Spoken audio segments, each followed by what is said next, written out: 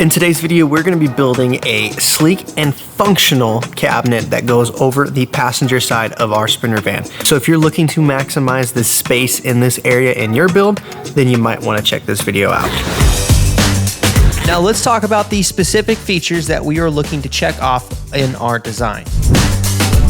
Since a portion of our build would be going over the step of the van, we designed it in a way to have shoe storage to maximize that space down below. We also wanted to have a place to cook outdoors, which meant designing in a flip-down countertop like in our last build was going to be a priority. And lastly, we wanted to have a swivel-style countertop above to use when we're working and also eating and limit the rattles.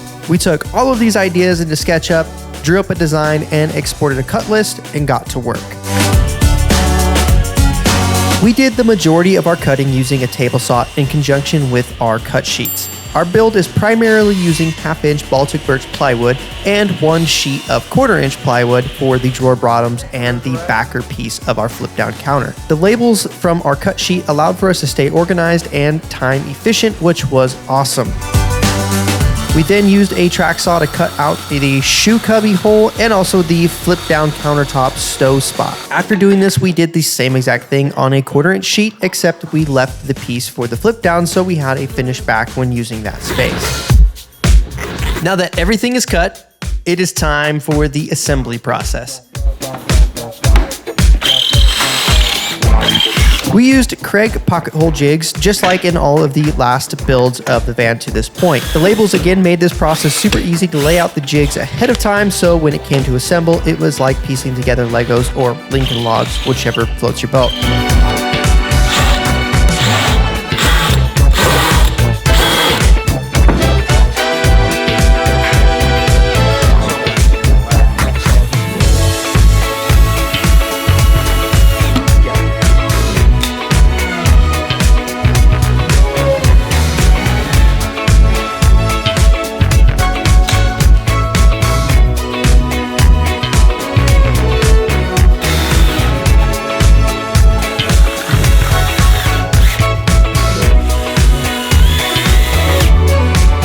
Now the 1/2-inch and 1/4-inch pieces that we made scribe cuts out of were then glued vigorously and stapled together, essentially creating a 3/4-inch piece. Now doing this is kind of for 2 reasons. Mainly, first off, is it's kind of cool in terms of the aesthetics that you have a flush finish when the flip up is folded up, and then when it's folded down and you're using it, you don't see through the cabinet. There's a nice finished backer there.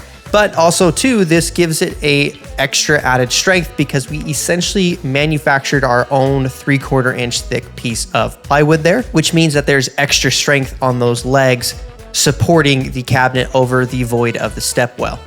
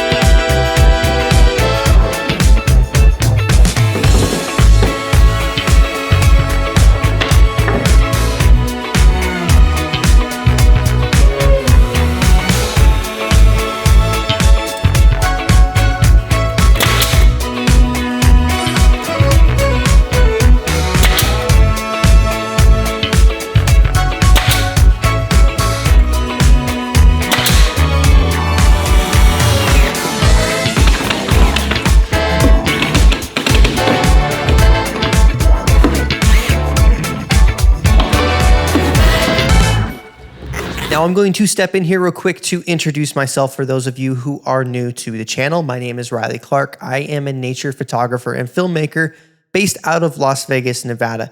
This van is my mobile office on wheels, which allows for me to take you guys out in the great outdoors along with me on my photography and travel adventures. So if some of that sounds interesting to you, then maybe consider hitting that subscribe button down below especially if you want to watch some of my travel and nature films, because I have a ton of content getting ready to hit the channel once all of this DIY stuff is done. I just spent about 10 days in Colorado chasing fall color, and I documented every step of the way. So I can't wait to show you guys the photos and take you on that adventure with me.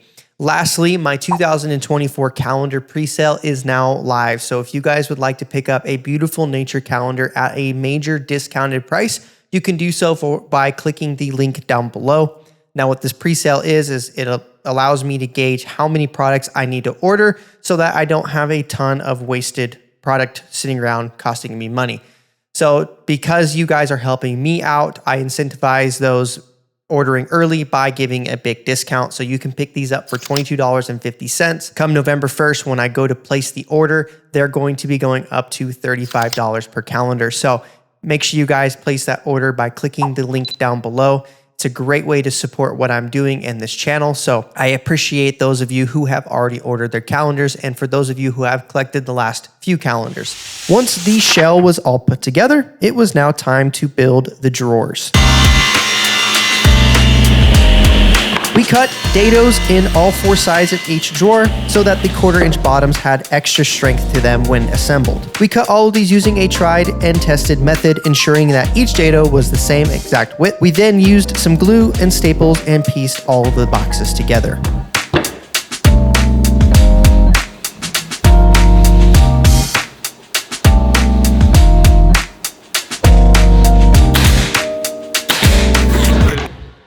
Now, I had a card corrupt on me, so unfortunately I actually lost a bunch of the footage about piecing the drawers together and some of the countertop stuff for other builds and like our swivel tables and stuff. So I'm gonna have to walk you guys through it just like this, not being able to show you the build. So sorry about that. The main thing I want to talk to you guys about though is these slam latches that we used. So these are a marine grade slam latch, they call them, that push closed and you can hear it lock in. It's a 1-stage open, you just pull it in open. It's a lot better than what we had before.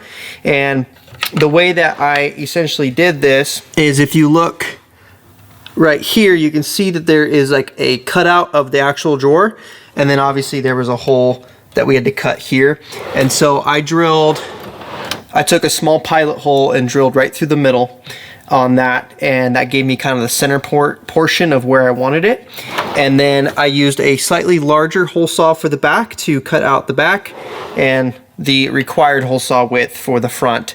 And then they just screw, let's see here, they just kind of screw on. Super easy to work with. And then from there, if you look, don't mind my cutlery in here, but you can see these little tabby tabs that we had to put in. That is what actually pushes closed and locks that to place. So that's why we put all these like different cross members and stuff in, for that exact purpose, is obviously some strength, but also a place to put the metal latches. And then the last thing I want to talk to you guys about, besides all of the electrical cutouts, this cabinet has a fake face with an electrical cutout here, and then one on the side over there. I'll show you guys that here as well. But over here on this front, we made this cool sponge tray that folds out. So kind of honestly the biggest shame not being able to show you guys how we built that, but essentially it's just on these hinges, which I will link down below. And my dad built this little box system. This doesn't latch close because it doesn't really need to, but we put a handle here so it gives us somewhere to grab our sponges. So, and then down below we created a fold out or tilt door cabinet, whatever you want to call it, for underneath the sink. We decided to use birch butcher block countertops in this build. We measured and cut the countertops to size, giving a 1/2-inch overlay on all sides except for the back, since it was going to be going up against the wall. We then measured and cut out the hole for our sink, and from there we actually just attached the sink before mounting the countertop, since it was going to be a lot easier for us to access everything beforehand. And after that, we placed the countertop on and screwed it to the frame. Now that we got to this point, it is time to start finishing this cabinet. We use the same wood filler and edge banding to clean up all of the exposed edges of the build that we used previously.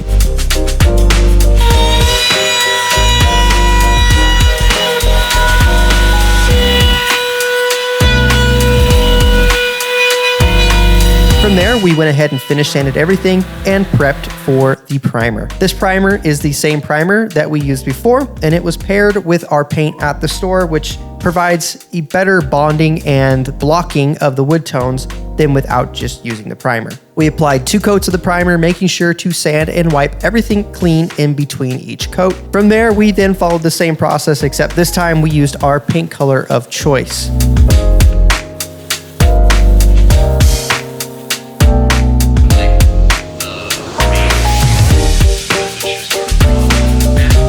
For the countertops and the insides of the cabinet, we used an oil-based finish that also has a hardener inside of it, which we applied 3 coats to the countertop and 1 coat to the inside. In between each of the countertop coats, we made sure to scuff the tops using a 1000 grit sanding block and wiped clean in between each coats before applying the second coat. Now this is where the fun part comes in, where we get to take all of that hard work and now place it inside of the van and see how it looks inside of its new home.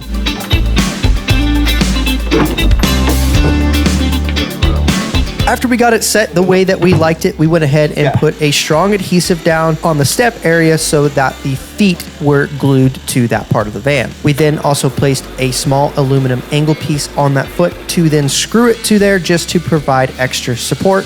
And we did the same thing on the front side of the cabinet, making sure that it didn't slide all the way around. After we planed down our piece to 1/2 inch thickness, we then test fit it to the back. Once we liked how it sat, we then attached the piano hinge and the latches that would hold it in place. Now the last piece to secure it was this little carriage bolt right here. We placed this in the last build. Since there's no way to secure this back to any wall like the other cabinets, we had to kind of put that in there. So we inherited that from the last cabinets that were in there, but it worked out pretty good. So again, there's just that carriage bolt and there's no issue with the door sliding closed at all. Now, one of the things that we were struggling coming up with was how we were going to support this flip down when it was folded down. The last one we had a full-time attached wire, and that's what we were thinking we were going to do here. But then I came up with this idea where I took a wire with a little latch and a loop and used the system that is already in place to create our support wire. So let me show you how this works. So you just unlatch this one, unlatch this one, and then doing this one-handed is kind of difficult, but this end just hooks on like so, and then this loop just hooks on like that, and there you go. Now you have a fully supported cooktop, and it does work. I've used the cooktop on it. It supports a lot of weight, so very happy with how this turned out. And then I also lost footage for this guy, but all I did was screwed in, like, or pre-drilled the base on in a spot I knew I would like, and then this system was really easy to install. I got this off of Amazon. It's very similar to the Lagoon system. It just has this swivel top up top, and this arm kind of swings around. Super easy to assemble. Now, I am super excited with how this turned out. The functionality and the looks are just awesome.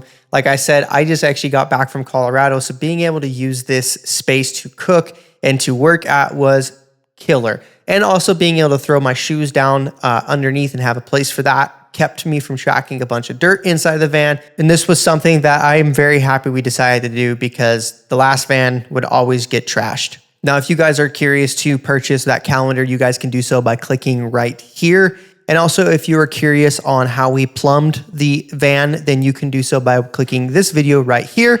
And then don't forget to subscribe by clicking right here if you are not already. I will see you guys, though, in next week's video.